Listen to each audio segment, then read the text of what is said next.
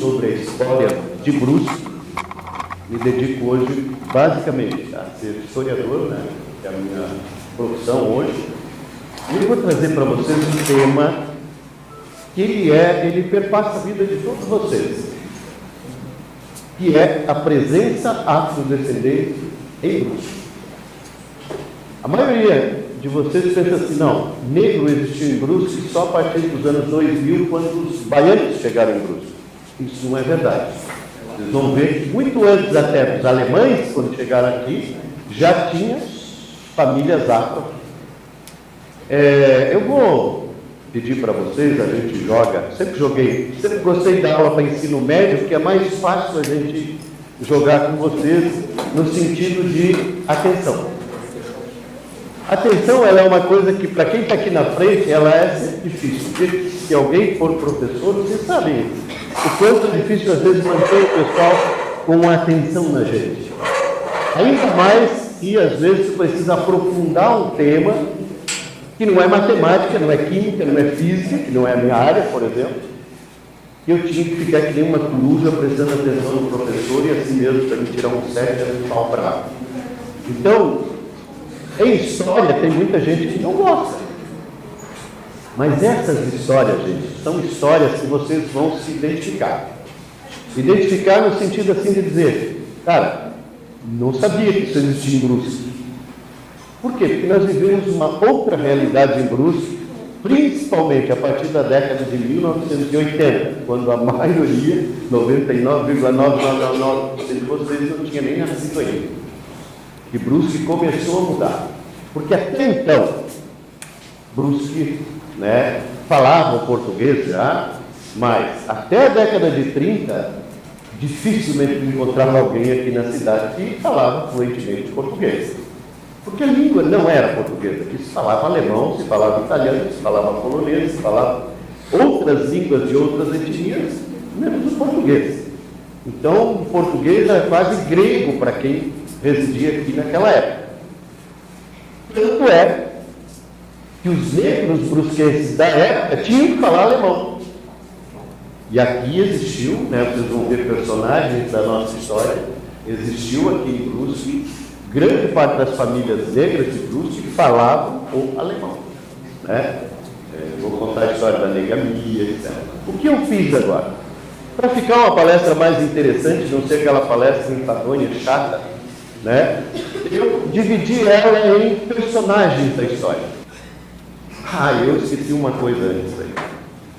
Esqueci de apresentar para vocês umas peças-chave como o meu amigo José Luiz, que faz a tradução de Libras, que é membro desse projeto, né?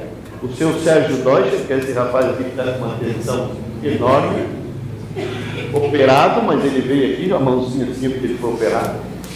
Aquele cara lá no canto lá chama-se Celso Guilherme, e ele é a pessoa que apresentou esse projeto, que ele foi aprovado pela Lei de Incentivo à Cultura de Brusque.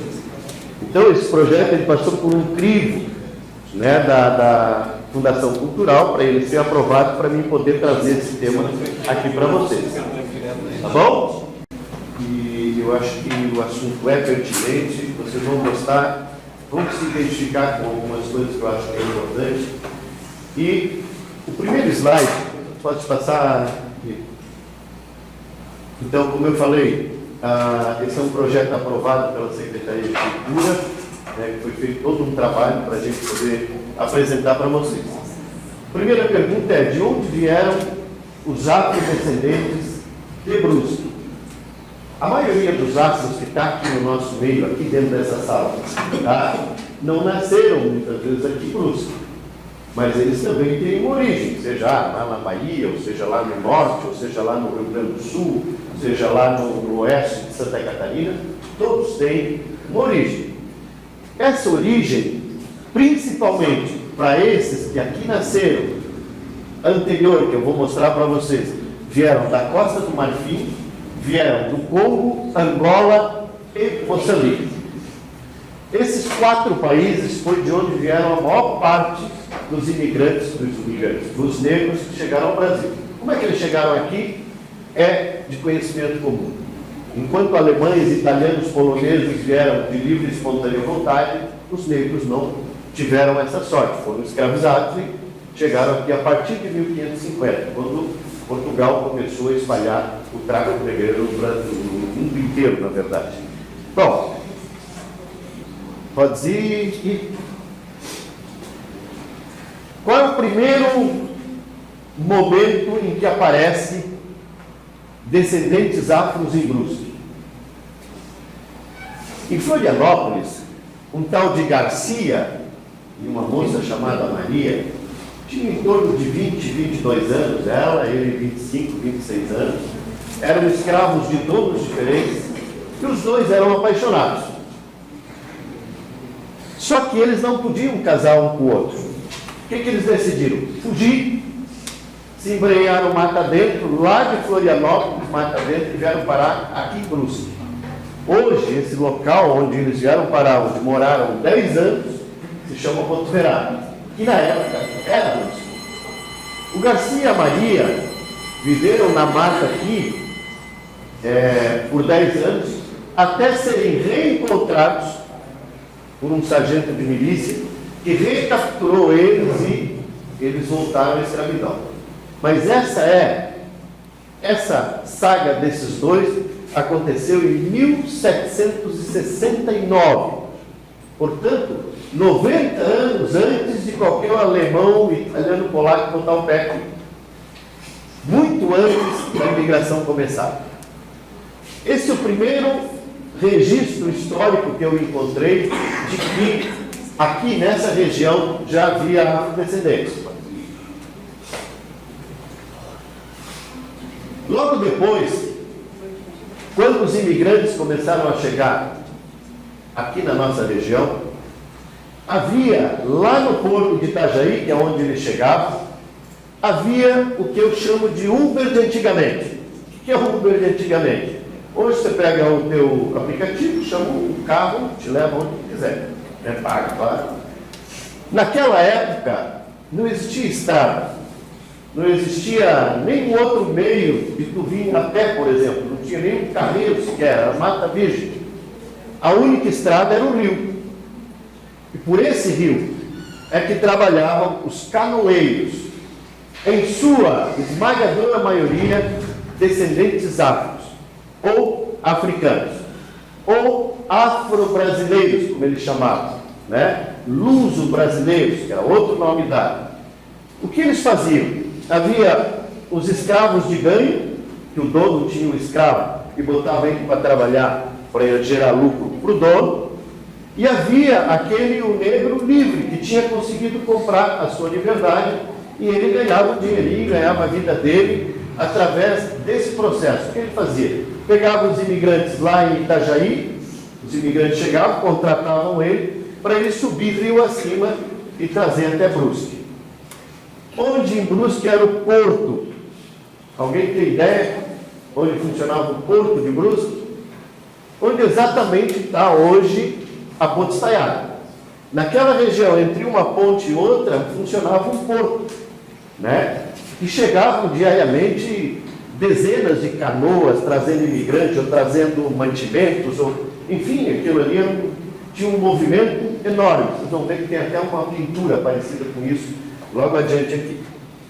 Então, esses canoeiros eram os principais Ubers da época, para te subir rio acima, ou não vinha nada, ou tinha que contratar um deles. Pode ir?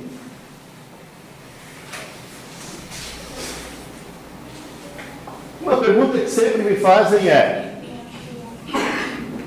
havia senzalas em Brusque? Em Brusque, aqui no centro da cidade, não.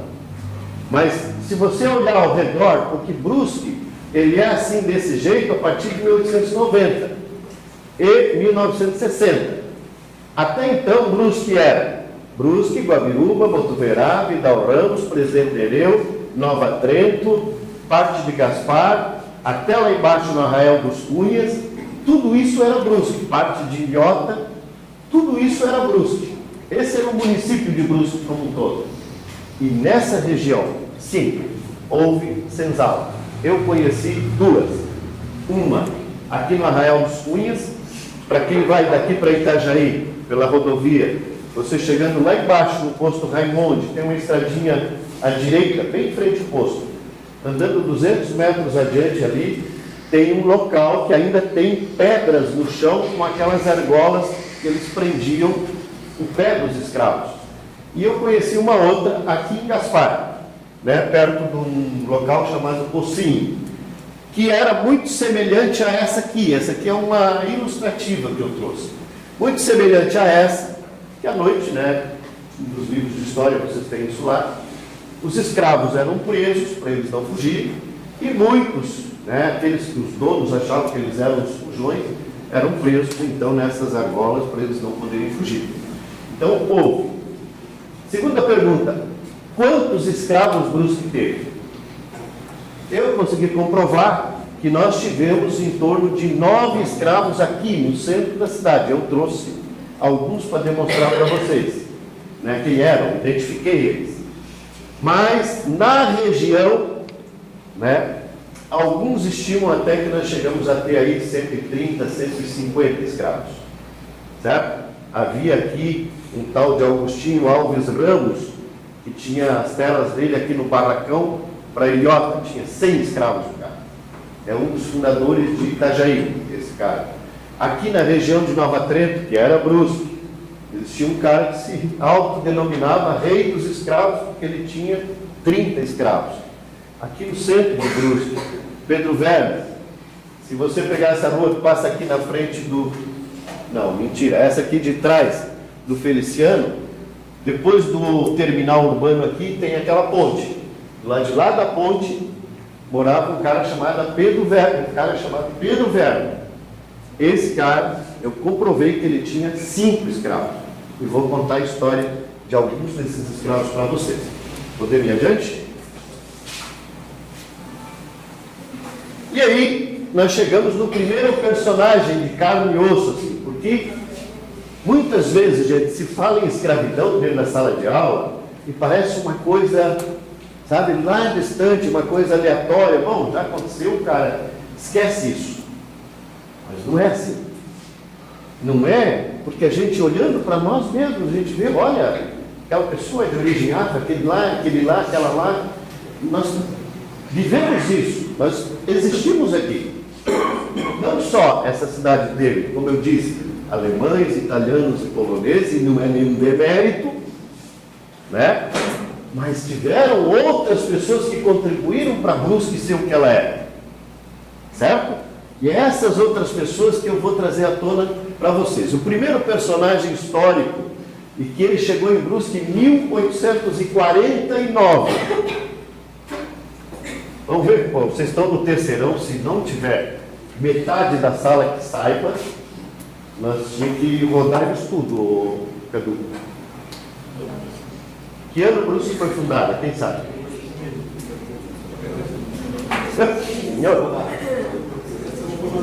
Tinha que deixar você professor de história aqui. Que ano Brusque foi fundada? Vamos lá. Tem um ali que está no Google, né? 1860. É, velho. Parabéns, Google. Parabéns pro Google, né? Pessoal, olha só. Veja como isso é interessante, tá? O último concurso público, atenção ali um pouquinho. Oi, Maurício. O último concurso público que teve em Brusque, tá? Muitos de vocês vão participar de concursos públicos. A segunda pergunta é: que dia, ano e mês Brusque foi fundado? Quebrou quase toda a turma do... Vou olhar lá, 3% acertaram. Né? 4 de agosto de 1860. Gravem isso, gente. Vocês estão na cidade hoje, vocês são brusquenses, todo mundo é. E essa é uma data que a gente tem que gravar. O Francelino Fortunato chegou em Brusque, portanto, 12 anos antes de Brusque ser fundado. Eles vieram de uma família lá de Tijucas, né, de ex-escravos, homens livres, pessoas livres, e vieram parar aqui em Brusque e moraram aqui do lado do Bandeirante. Depois a família se mudou lá para Nova Itália, ali entre Ponta Russa e Nova Itália, e estão lá até hoje. Esse é um dos descendentes do velho Fortunato, ele já é um filho. Vocês vão ver que eu vou contar a história de outros filhos deles. Essa família, ela foi importante porque ela acompanhou o processo de nascimento de Brusque.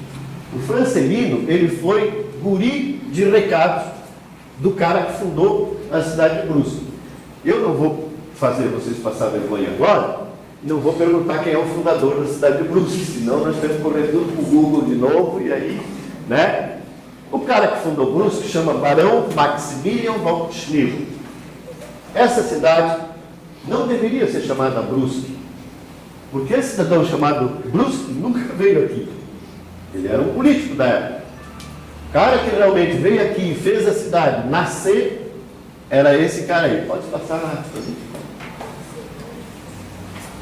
Esse cidadão aí, esse é o fundador da cidade. Esse cidadão tinha um garoto de recados. Naquela época não tinha WhatsApp, não tinha coisa nenhuma, porque a gente tem essas facilidades de comunicação. Até uma carta poderia demorar 2, 3 meses para ser entregue. O que acontecia? O barão tinha esse garoto de 11 anos, que é esse senhor idoso que eu botei ali. Ele era um menino de 11 anos quando o barão chegou aqui. O barão dizia para ele, ó, você tem que ir lá, sei lá, na rua São Pedro, onde tu mora, e dizer para aqueles alemães que estão lá, que eles têm que vir aqui no centro, sei lá, buscar mantimentos. O Francelino pegava e ia a pé até lá, dava um recado, voltava, e assim ele fazia no município inteiro. Essa função do guri de recados, que a gente chama, ou piá de recados, ou garoto de recados. Para isso, o Francelino teve que desenvolver uma habilidade que nós temos a maior dificuldade hoje em dia ainda, que é o quê? Falar idiomas, falar outras línguas. Eu me lembro das minhas aulas de inglês, a pauleira que era para mim meter na minha cabeça o yes, ou não sei o que, essas coisas tudo lá, claro, em 57. Vocês têm mais facilidade porque a internet já obriga vocês a saber mais inglês. Mas veja, o Francelino teve que aprender o alemão, porque ele tinha que se comunicar com os alemães. Ele teve que aprender o italiano, porque ele tinha que se comunicar com os italianos. E ele teve que aprender o polonês, porque ele tinha que se comunicar com os poloneses. Além do português, que era a língua que ele falava. Então ele se tornou um garoto aos 11 anos extremamente inteligente. Vocês vão ver que ele tinha um orgulho muito grande da cor dele, porque ele era preto. E ele gostava de ser preto. E gostava que as pessoas entendessem ele como um africano. Podemos ir adiante? Tinha um apelido, né, Tio? Ah, esse é. Francelino, ele tinha um apelido. Tinha esquecido dessa. Quando ele era menor ainda, que 11 anos, ele e o pai dele foram abrir a mata para poder fazer plantação. Isso aqui era tudo um mar de floresta. E numa dessas, uma árvore caiu na perna dele e quebrou a perna.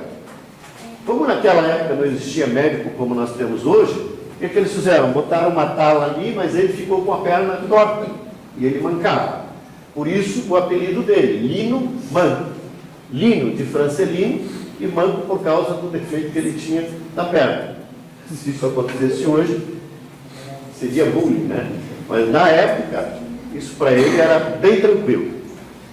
Muito bem. O Francelino, ele, como eu disse, gostava da cor dele. E não admitia que ninguém chateasse da cor dele, ou discriminasse ele pela cor que ele tinha. Um dia, chegou aqui no Porto, uma alemã, que lá na Europa disseram para ela que ela ia ser fazendeira. E ela botou isso na cabeça de que ela, enfim, estava rica, né? Porque lá ela não tinha terra, mas aqui ela ia ter. E ela se vestiu toda emperequetada, botou um chapelão na cabeça, um negócio doido assim. E chegou aqui no porto. O barão, que estava lá onde é o Clube Cacetiro hoje, disse: ó, Lino, você vai lá no porto e ajuda eles a trazer as malas para cá. O Lino pegou, foi lá no porto. Quando essa alemoa foi desembarcar, ele deu a mão para ela. E ela tirou a mão e se apavorou em ver ele. Porque ela nunca tinha visto um preto na frente. Não era um favor. E ele não gostou, cara. Não teve jeito, não gostou. E ele era encanzinadão, assim, sabe? Quando o assunto era cor, ele ficava possesso. Mas levou na esportiva e na estrada. Ele foi falando com o marido dessa mulher, em alemão, porque ele sabia o idioma. E a mulher foi olhando para ele e tal, e pensando: como é que esse ser fala a minha língua? Não tem explicação, cara. E foi até que uma hora ela perguntou: escuta, como é que tu fala a minha língua? Aí ele deu a resposta para ela, o troco pelo que ela fez lá no porto. Ele disse: olha, senhora, quando eu vim da Alemanha, eu era branco que nem a senhora. O sol aqui é muito quente, deixa a gente preto, e o cabelo da gente vira assim, encarapinhado. A mulher não queria mais ficar aqui, ia embora. Tiveram que chamar o padre para dizer para ela: olha, isso é um africano, senhora, não tem nada a ver, ele só não gostou que a senhora chateou dele por causa da cor. Vamos no próximo. O Francelino teve vários filhos. Nós não vamos falar de todos eles, né?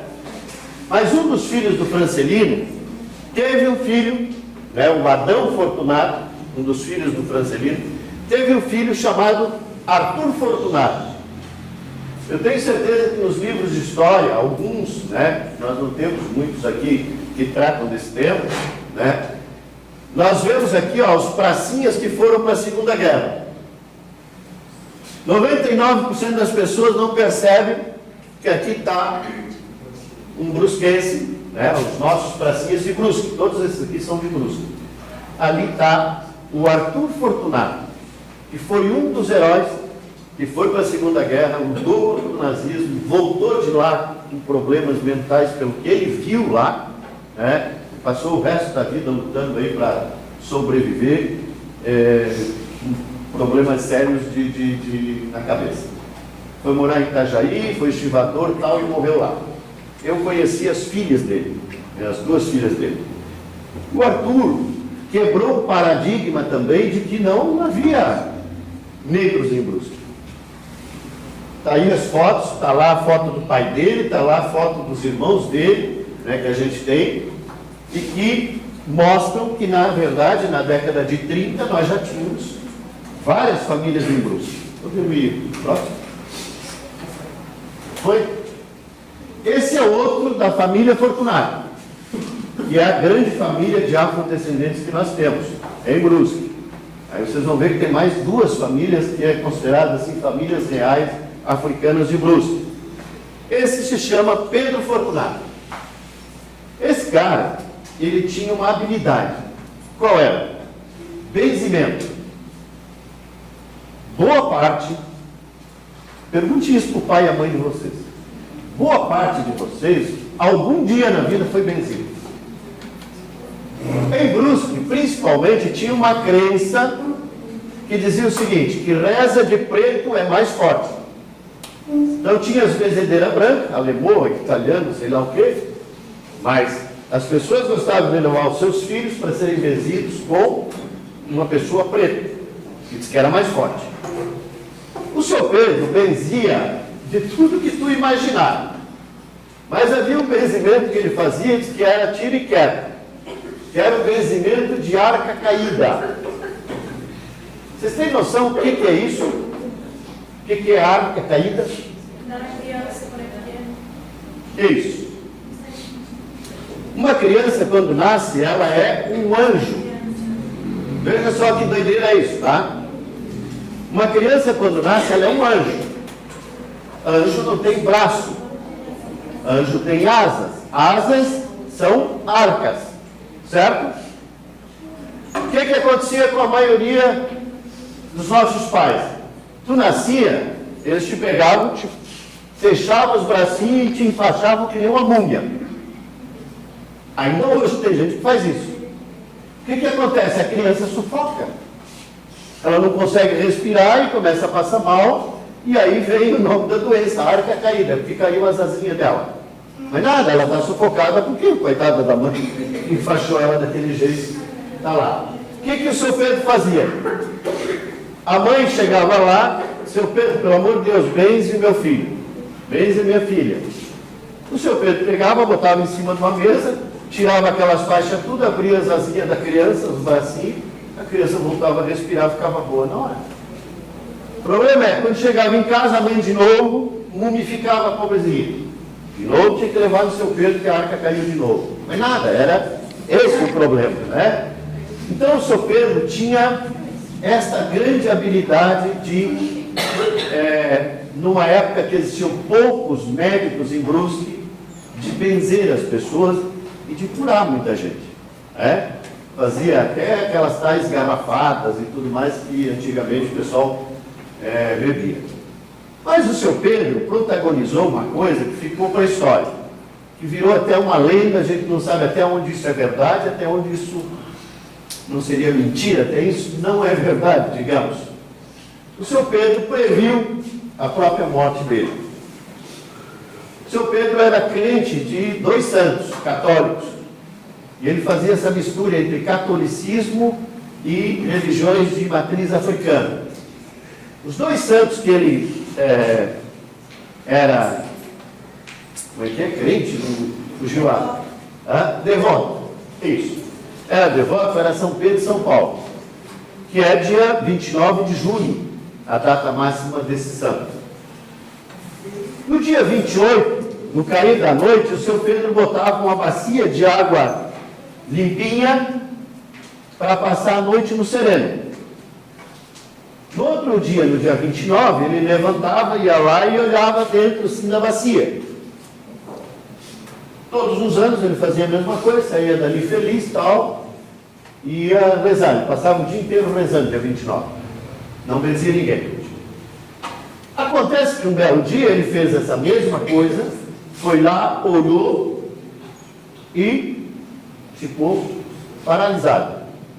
Voltou para dentro de casa, não queria falar com ninguém, não queria saber de nada, até que descobriram o motivo. Segundo o filho dele, o seu Hélio, foi quem eu entrevistei, ele descobriu nesse dia que ele iria morrer durante o dia 29 de junho de determinado ano até o dia 29 do ano seguinte. Por quê? Porque, segundo ele, quando ele olhou na bacia, ele não viu o rosto dele. Todos os anos ele olhava, ele via o rosto. Naquele ano ele não viu. E de fato, 6 meses depois do dia 29, ele faleceu. Então, surgiu a lenda de que ele, além das benzeduras que ele fazia, ele previu a própria morte. Se é verdade, não sei. Mas não acho bom vocês fazerem em casa também isso. Vai que, né? Vamos lá, tio Gui. Está feliz, rapaz? Vamos lá. O primeiro assassinato de Brusque, eu conto histórias boas de afrodescendentes, mas também tem histórias ruins, tá? Tem coisas boas que aconteceram, tem coisas ruins. Essa é uma das ruins. O primeiro assassinato que aconteceu em Brusque, tá, aconteceu por causa de uma laranja. Uma porcaria de uma laranja. É gostoso, claro. Imagina matar uma pessoa por causa de uma laranja. A história serve para nós aprendermos uma lição. Qual lição? Às vezes nós temos um probleminha desse tamanho. Tu transforma ele desse tamanho, cara, e depois acontece tudo que muitas vezes tem de ruim por causa do aumento de um problema que era desse tamanho.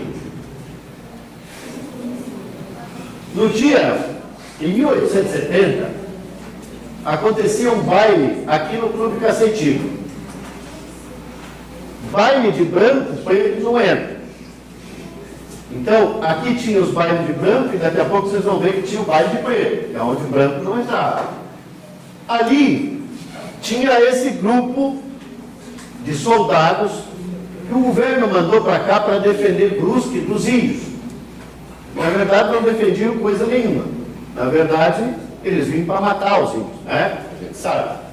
Quem passa ali naquele monumento que tem aqui na Praça Vicente Só, né, dos alemães com a mãozinha assim e os índios estendendo a mão, é muito bonito, mas na verdade todo mundo sabe que isso não aconteceu, né? Não é um fato real. Nesse baile, esses negros estavam lá armados, e um deles pulou uma cerquinha de uma casa que havia na frente do... Vamos esperar o nosso amigo aí.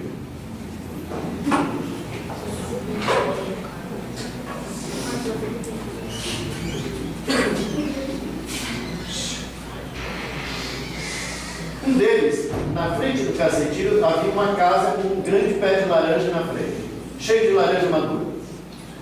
Um desses caras pulou a cerca, foi lá e roubou uma laranja. Roubou. Não dá para dizer que é apropriação ilícita. Roubou. Ok.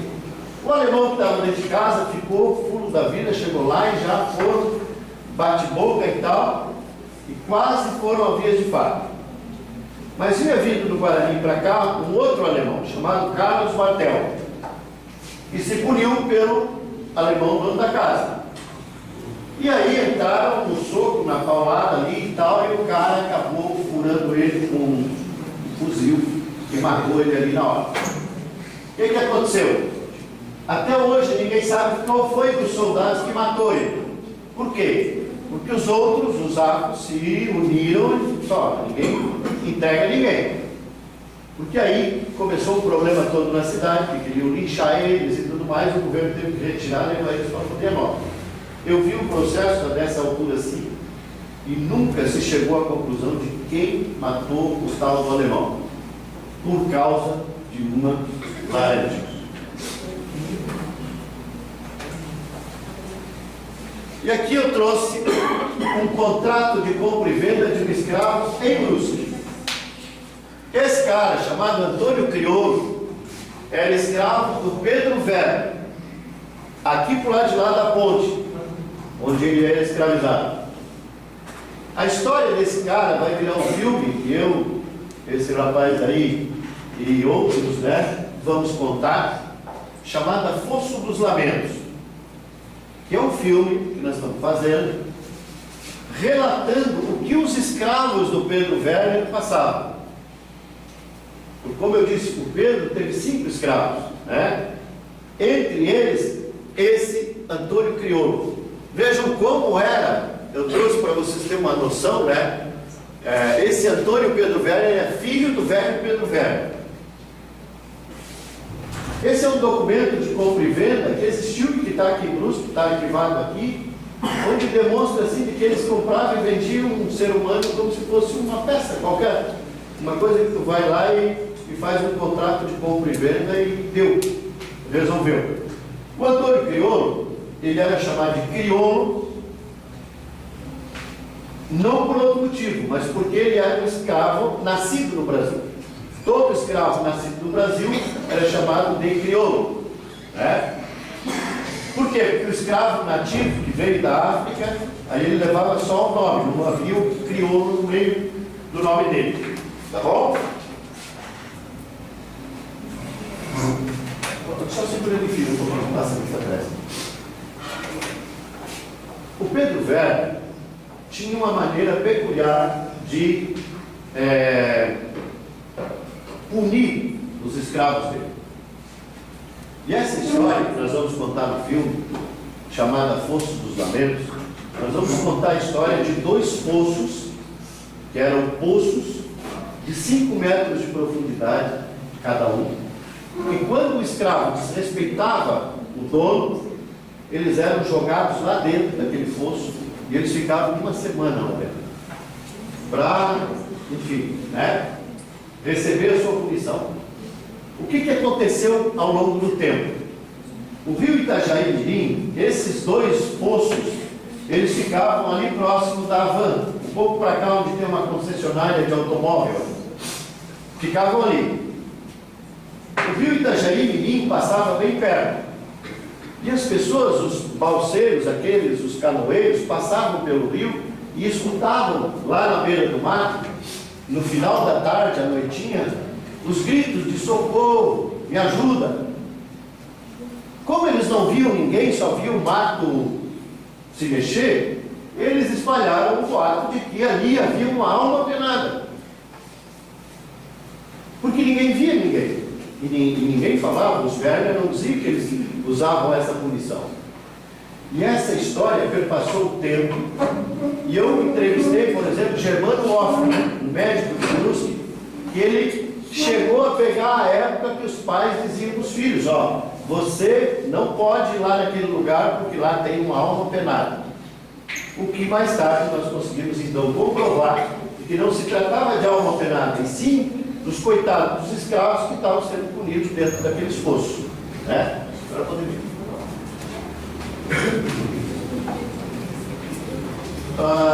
Uma pergunta: que hora nós temos que terminar? 10 para as 10. 10 para as 10. 9h10. Aqui na rodovia aí tem a Havan, né? Antes da Havan, uns 200 metros antes da Havan, é onde tinha esses dois poços. Né? Eles foram fechados em 1890, por aí. Mas a gente conseguiu descobrir a origem deles.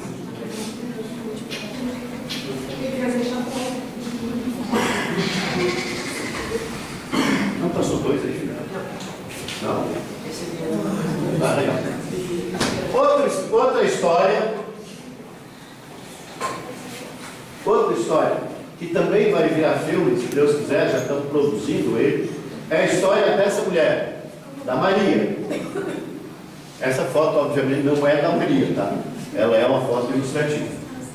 Nós não temos uma foto da Maria. Mas a Maria... Como concentrar, né?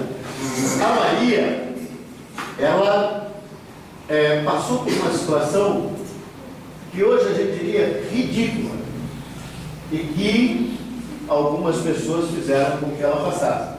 Eu não sei se tem alguém aqui da família Boettiger, ou que o antepassado é Boettiger, enfim, né? A história está aí, e eu tenho o contato que a Maria fez. A Maria foi comprada em Florianópolis para vir ser escrava da família Boettiger em Brusque. Quando ela veio para cá, ela ajudou a criar os filhos dos Boettiger, assim como o Fernando Boettiger, que foi o cara que criou uma parte do laboratório catarinense, um monte de remédio que até hoje a gente toma. Era um cara genial. O que aconteceu? Um pouco antes de terminar a escravidão, o velho Georg Boettiger, que era o cara que comprou ela, que era um dono de farmácia, farmacêutico, ele conversou com a mulher dele porque ele soube, ele era vereador em Brusque, ele soube que a escravidão estava para terminar. Ele chegou em casa e disse para a mulher: escuta, se terminar a escravidão, nós vamos perder a nossa escrava. O que nós vamos fazer para ela continuar com a gente? Porque ela era uma pessoa super útil na casa. Bolaram um plano para manter ela escrava. Qual é o plano? Fazer um contrato com ela de que daria uma liberdade para ela, né? Mas com uma condição. Aí um belo dia chamaram ela à noite e disseram: Maria, nós te adoramos, você é uma mulher show de bola, não sei o quê, encheram a bola dela, se nós queremos te dar a liberdade. A Maria ficou feliz da vida, porque imaginava que isso um dia chegaria. Mas tem uma condição. É bom sempre vocês, tá? Principalmente os jovens, sempre que uma coisa for muito boa, fica perguntando na tua cabeça: e o mas, cara? O que tem de mais no pedaço aí? A Maria, na hora, não se perguntou do mas. E aí veio o mas para te ganhar a liberdade, tu vai assinar o contrato, se comprometendo a trabalhar mais 3 anos para nós. O que aconteceu?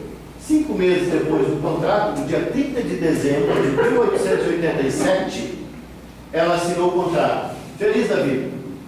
Poxa, mais 3 aninhos, eu estou livre, beleza, vou cuidar da minha vida. Acontece que 5 meses depois veio a Lei Áurea e terminou a escravidão. E a coitada da Maria teve que ser escrava mais 3 anos, além do que ela tinha feito. Porque ela, coitada, inocentemente, não sabia ler, não sabia escrever, não sabia nada, assinou o tal contrato. Então, o filme que nós estamos fazendo chama-se Muito Além da Escravidão, que é a história de vida dessa mulher, que no final, né, desculpa a expressão, terminou o contrato, ela honrou o que ela disse, mas no final ela deu um digníssimo pezinho na bunda dos 50 e ele foi cuidar da vida dela, porque de fato ela descobriu no meio do caminho que ela tinha sido enganada, né? Próximo. Esse é um outro personagem. Não, aqui está tudo trocado no negócio aqui. Esse aqui, olha só, em 1888 terminou a escravidão no Brasil. Não significa que não se mantiveram escravos, as pessoas não tinham para onde ir. Lembra que às vezes a gente diz para uma pessoa que não tem nada, mas esse cara não tem onde cair morto, aquela guria não tem onde cair morta. Na verdade, gente, essa expressão vem lá do tempo da escravidão. Quando as pessoas foram libertadas da escravidão, mas elas não tinham para onde ir. Os escravos de Brusque, aquele pessoal da escravidão de Brusque, o lugar que eles tinham para ir era lá no Barracão. Barracão é quem vai daqui para Gaspar, lá embaixo onde tem aqueles shoppings lá, o shopping, não me lembro os outros que tem lá, tem 2 ou 3 shoppings lá. Ali é o tal do Barracão. Ali se reunia todo esse povo, né, que com o término da escravidão não tinha para onde ir, porque ali eles eram acolhidos. O que aconteceu ali? Ali se formou uma sociedade muito peculiar. Ali iam os tais dos índios mansos. Pode olhar que aqui, ó, isso aqui é índio. Isso aqui é índio, aqui são indígenas, já aqui são negros. Ali foi os índios mansos e negros, eles foram morar lá, porque ali era praticamente uma terra de ninguém. Então eles faziam as casinhas deles ali, ficavam ali, e as mulheres principalmente vinham trabalhar aqui no centro, nas casas das famílias mais abastadas para ganhar vida, tá? O que acontecia lá também? Lembra que eu falei que no Cacetinho acontecia o baile de branco, onde o preto não era. Lá acontecia o baile de preto, onde branco não entrava. Por que eles tiveram que criar isso? Porque eles tinham que achar maneiras dos rapazes e das moças achar com quem casar, não tinha sociabilidade para eles. Então lá era o lugar onde tu ia para arrumar casamento, tanto homens como mulheres, né? Ao mesmo tempo que tinha lá um espaço para o pessoal se divertir. Existiu até um nome, né, de um cara que promovia isso, chamava-se Tio Manuel, o cara que fazia esse tipo de baile. Bora. Esse é outro cara, outro personagem da história, chamado Negro Florentim, que era outro negro de Brusque, né, que vinha aqui no centro da cidade, sentava ali e ficava contando história para a criançada. E os pais deixavam ele ir, porque ele era especialista em contar histórias bíblicas. Posso passar essa? E aí chegamos no outro personagem, que também tem uma história um pouco triste, mas convenhamos que no final, acho eu, ele foi salvo assim e morreu feliz porque foi reconhecido. Na década de 1890, em Brusque tinha um negro alto, dizem, muito bonito, né? Que o cara era bem apessoado, especialista em cuidar de crianças e trabalhos domésticos. Não sei se vocês algum dia pararam para pensar, leram em algum livro a expressão escravo ladino. Ladino significava que ele era bom em em fazer as coisas da casa. Ele não era bom para a roça, ele era bom para casa. Esse negro era um ladino, mas não era mais escravo. Trabalhava na casa dos Fortes, lá em Dom Joaquim. Aí os Fortes, no centro de cargas d'água, despediram ele. E a família Dal Castanher, talvez tenha descendentes aqui, né? Lá da Santa Luzia, contratou ele. Acontece que o velho Dal Castanher, marido da mulher, gostava de beber umas cachaças e sumia, 2, 3 meses, desaparecia. O que aconteceu? Ele bebeu as cachaças, sumiu, e a mulher dele, que tinha 20, 25 anos, era uma moça ainda, teve um caso com esse negro. Aí depois o cara voltou, e no dia que o cara nasceu, ele olhou, minha nossa, tá meio escuro esse italianinho. O que é?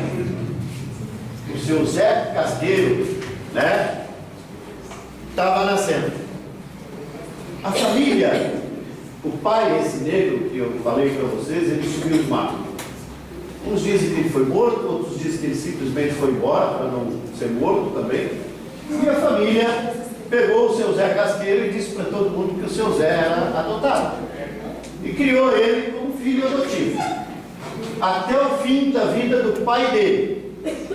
Quando o pai dele estava nos últimos dias de vida, o pai dele foi lá e disse: não, você é filho só da tua mãe.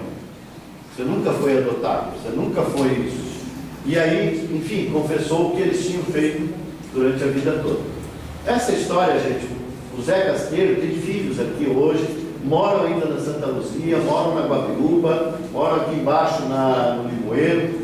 É uma família bem grande, né? Tem os radialistas, tem professores na família, uma gente muito bem vista na cidade. E assim como aquele caso lá na Laranja, nós temos também o caso desse cara aqui. E nos livros de história vocês já devem ter visto, chamado Martim Bugreiro. Quem é o Martim Bugreiro? É um cara que era contratado pelo governo para vir para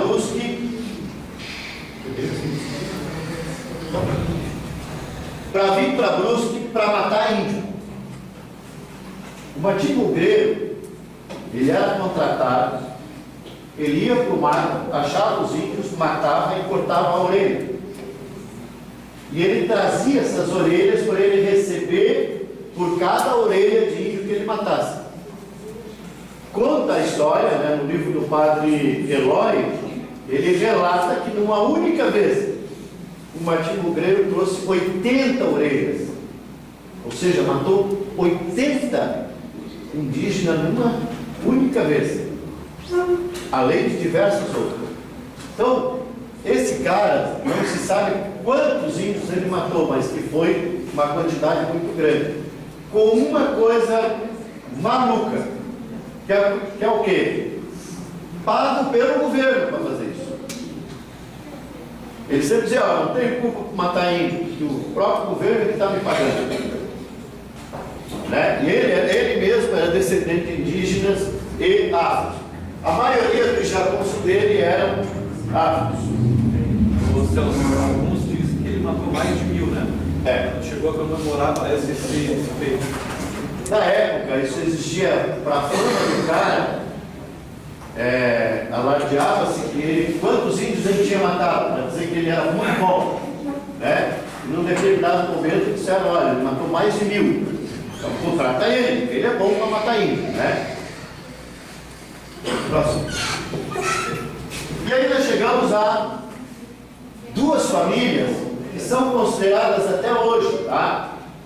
Uma espécie de família real africana de Brusque, que é a família Ginoca, e na verdade o sobrenome dele é Domingos Francisco, tá?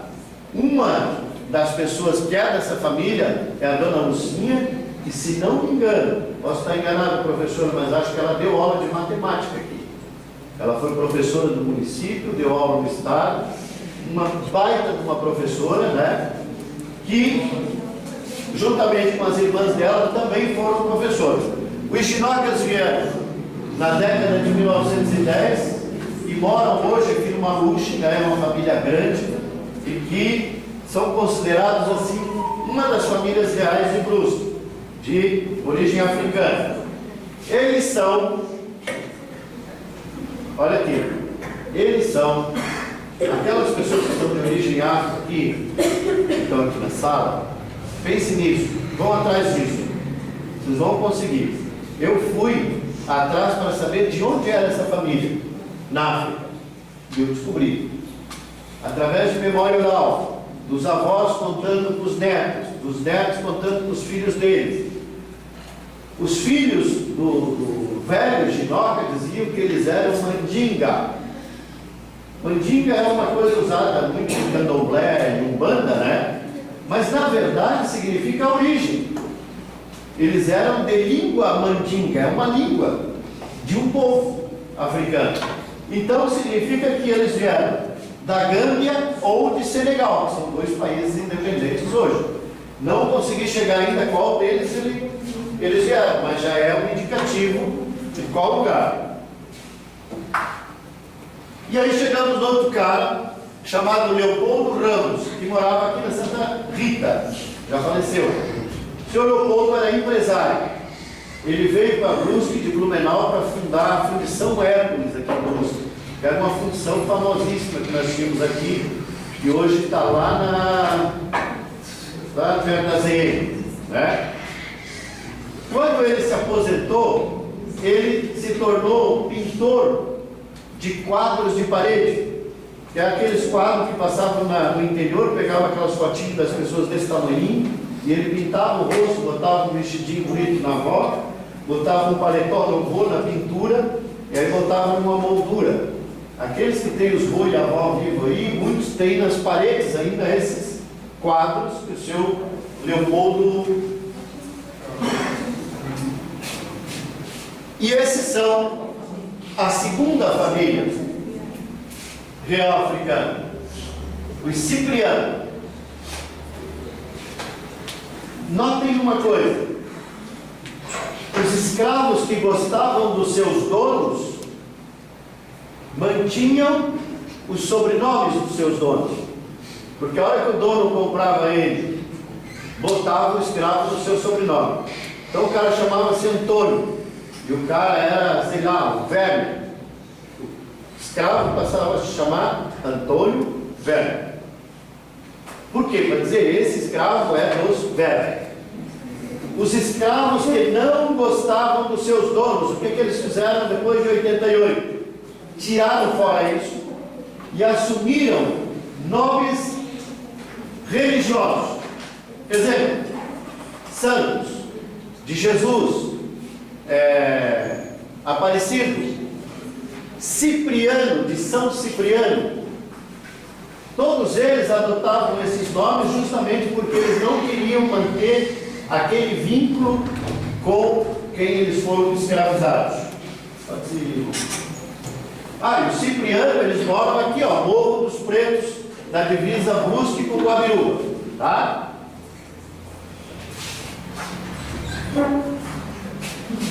Essa aqui, a nega Mia, é um dos casos de trouxe para mostrar para vocês que ela foi criada pela família Risto, aqui na Rua das Carreiras.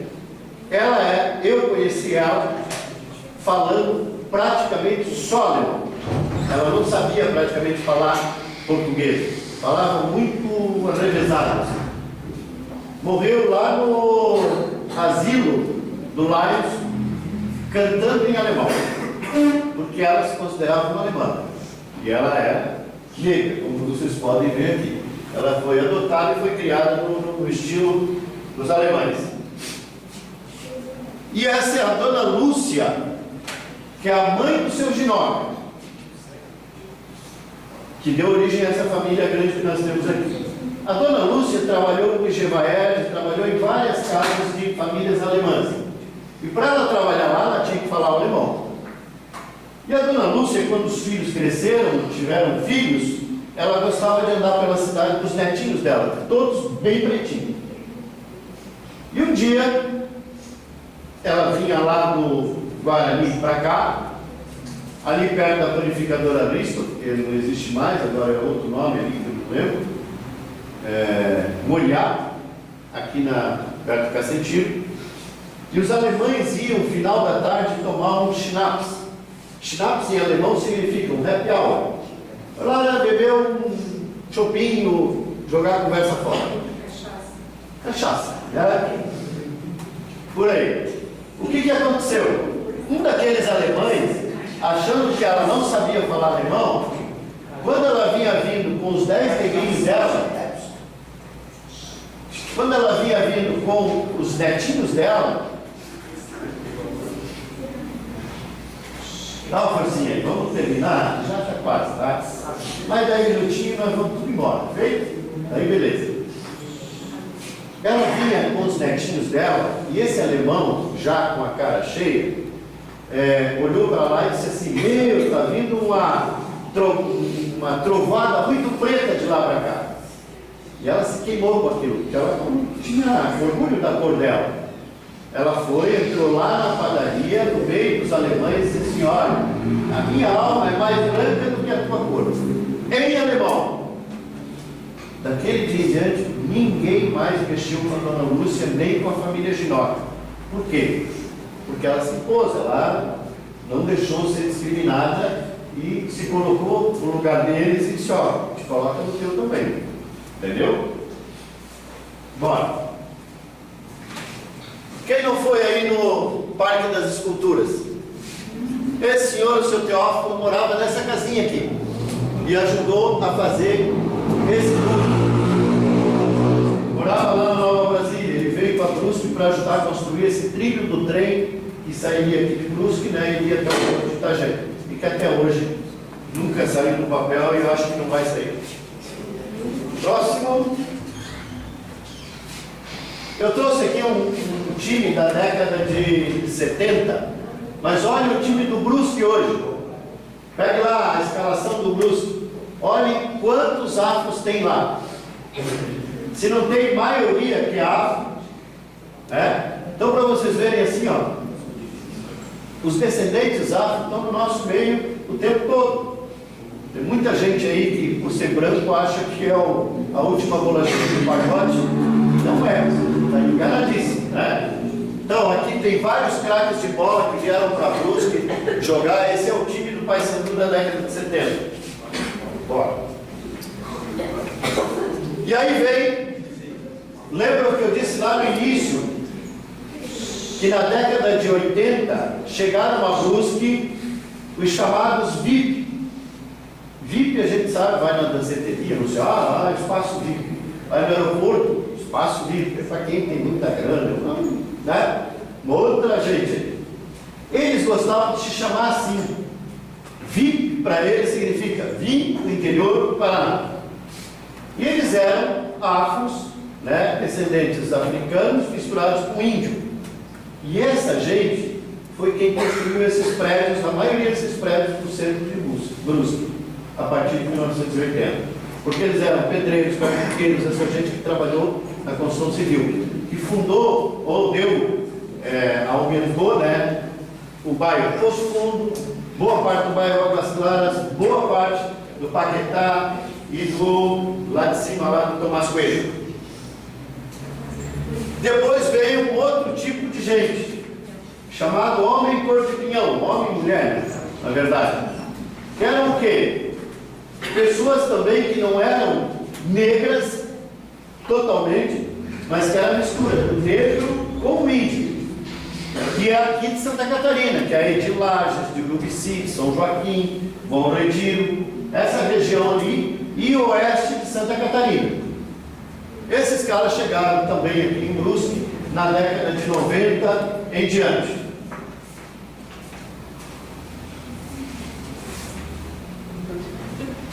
Vamos lá. Esses três últimos aqui, que aí a gente vai terminar, vocês vão se identificar muito com isso. Para vocês verem que todo mundo tem um pouquinho de África dentro de si, que já pratica a africanidade dentro de si no dia a dia. Claro, essa primeira parte aqui diz mais respeito aos baianos. Eu brinco sempre, isso é uma brincadeira, não é nenhum escárnio de forma nenhuma, até porque eu tenho um respeito muito grande pela cultura baiana, tá? Mas o baiano tem uma expressão que ela é uma loucura. E essa expressão, ela é pequenininha, mas ela não diz coisíssima nenhuma, ao mesmo tempo que ela diz tudo. Para eles tem um significado de tudo. Qual é? Oxe. Baiano está feliz. Oxe. Baiano está triste. Oxe. Baiano isso aqui. Oxe. É tudo hoje. Como para nós do sul é o bar. Tá ruim o negócio? Tá bom o negócio? Legal, né? Então, isso aos poucos, a partir da década de 2000, nós começamos a ter contato com essa língua nova e com a cultura baiana. A partir dos anos 2000, que foi quando os baianos começaram a chegar em grande número, nós começamos a ver, por exemplo, cabeleireira que cuida de cabelo afro. Nós começamos a ver os outdoor. Tu jamais viu uma negra ou um negro num outdoor em Brusque. A partir dos anos 2000, começaram a aparecer, porque os comerciantes, não, eu quero vender não só para branco, eu quero vender para eles também. Todo baiano é negro? Não. Em Brusque, 70% dos baianos que vieram são de origem afro, mas 30% não são, né? São outras origens, portuguesas, etc. Mas veja, eles trouxeram com eles uma série de valores culturais, e que às vezes a gente bate firme, né? Para se adaptar. O que está acontecendo hoje? Um amalgamento de tal coisa, de tal forma que, ó, velho, tu respeita a minha cultura local, eu respeito a tua. Então, lá na minha rua, por exemplo, a baianada pegava e botava um som que, quebrava os vidros da casa. Até que nós tivemos que bater o papo e resolver isso. Não, cara, até 10 horas, beleza, né? Depois das 10, para tudo. E eles, querendo conviver com a gente, também aprenderam a fazer isso, e nós estamos se respeitando por pau não pegar. E tem outras expressões. Olha só, vou dar mais umas 3 só. Isso aqui, gente, eu peguei no dia a dia que eu vivo, tá? E com as pessoas que eu entrevisto nos meus livros. Por exemplo, ônibus. O baiano diz ônibus, ele diz um buzu. Né? O busão já é mais uma gíria nossa, né? Maninha, painho, sagrado, né? Não tem como. A baianinha foi na padaria e pediu para o homem, para o padeiro, disse: o senhor não pode me dar 5 pão de sal? Tia, não tem pão de sal. Não, eu estou vendo aqui, ó. É pão francês, minha filha, mas para ela é pão de sal. Como o pão doce, a massinha, é pão de açúcar, é o pão doce, né? E aí tem outras coisas aqui. Né? Agora, Brusque tem hoje 17 terreiros de Umbanda e de Candomblé. A maioria desses terreiros são, os pais de santos são tudo branco, que eu, né? Não tem 99% das pessoas que participam, são brancas também. Né? Esse é o Luizinho, que é um dos poucos pais de santo de origem afro, né? Que é um brusquense, ele foi adotado por uma família de italianos aqui de Brusque, aqui do Guarani, né? E que toca um terreiro de Umbanda. Mas existe também, como eu disse, o Candomblé. Então, assunto que eu não vou que cada um de nós tem uma religião, que não me interessa entrar no mérito disso, tá bom? E aí, nós chegamos noutra coisa. Pelo menos eu, tá? Não nego de comer uma feijoada. O que é a feijoada? Comida. Existe na Europa feijoada europeia, não tem nada a ver com a nossa.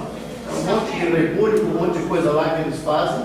A nossa não, a nossa, desde orelha, pé, joelho, tudo que vocês imaginarem, sem alimento.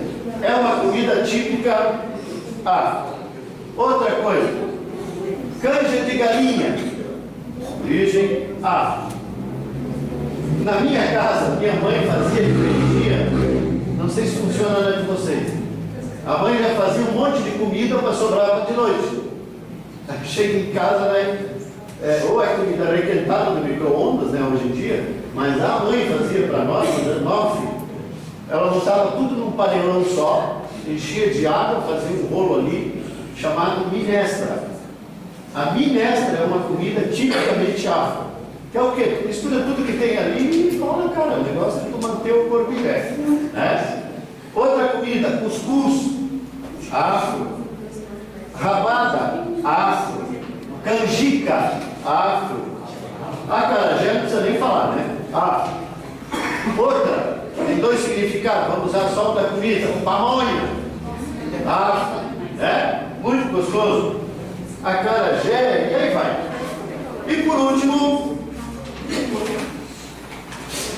que vocês vão se encontrar um pouco, tá? Palavras de origem afro que vocês usam todo dia. Ó, alface. Afro. Quem não gosta de uma alfacezinha com um bife, uma arrozinho, aquele negócio todo lá? Tá bom, né? Certo? Almofada. Afro. Babá. Aquela que cuida dos bebezinhos. Afro. Professor chega, né, irmão? Professor chega na sala, está aquele inferno. Pessoal, para de fazer bagunça. Uma palavra afro. Pessoa sem dente, banguela, afro. Por causa dessa palavra eu descobri a origem de uma família na África, para vocês terem uma ideia. Porque eles brincavam que eles eram banguela, ninguém sabia por quê, quando não tinha dente. Nós descobrimos que na verdade é benguela, que é a origem africana deles. Berimbau. Imagina olhar na mochila, palavra africana de vocês, tá? E ver o tanto de bugiganga que tem dentro da mochila. Por exemplo, se quer saber o tanto de bugiganga que tem, basta abrir uma bolsa de mulher. Meu Deus do céu, é um negócio. Cachaça. Olha, palavra africana. Filho mais novo, caçula, palavra africana. Banzo, sabe o que é o banzo? Não. Banzo é aquele cara que fica falando com ele está no mundo da lua. O professor está dando aula. É um banzo. É uma palavra africana para dizer que o cara é meio esmiolado e fora da casa. Cachimbo. No meu filho, eu tive que falar pouco. Cachimbo, palavra africana. Vamos lá. Mais 3 palavrinhas e eu vou terminar. Tem um monte, tá? Que são palavras que nós usamos, gente, todo dia. Por exemplo, rato. A palavra africana é camundongo. Africana, né? Palavra correta, né? Aquela guria não dá para falar nada que ela dá um chilique. Africana, né? Empacada. Meu, cara, vai rápido, parece que está empacada. Palavra africana. Fofoca, palavra africana. Deixa eu ver outra legal aqui. Molenga, palavra africana. Pé de moleque, africano. Pitoco, pitoca, africano. Mas tem uma que eu gosto. Quando vocês eram pequenos, pelo menos nós lá em casa, né? Agora vocês já estão grandinhos, não dá para o pai e a mãe fazer isso. Tirar os pezinhos? É o último, irmãozinho. Né? É frio. Quando vocês eram pequenos, o que a mãe fazia? Estava naquela bagunça dos infernos em casa, dias de chuva, quebrando tudo, fazendo um escarcel. A mãe chegava, pegava o chinelo e saía atrás e dizia: olha aqui, ó, tu para com isso, senão eu vou te dar uma chinelada nas nádegas. Nunca, né? É na bunda. Bunda é uma palavra africana. Valeu?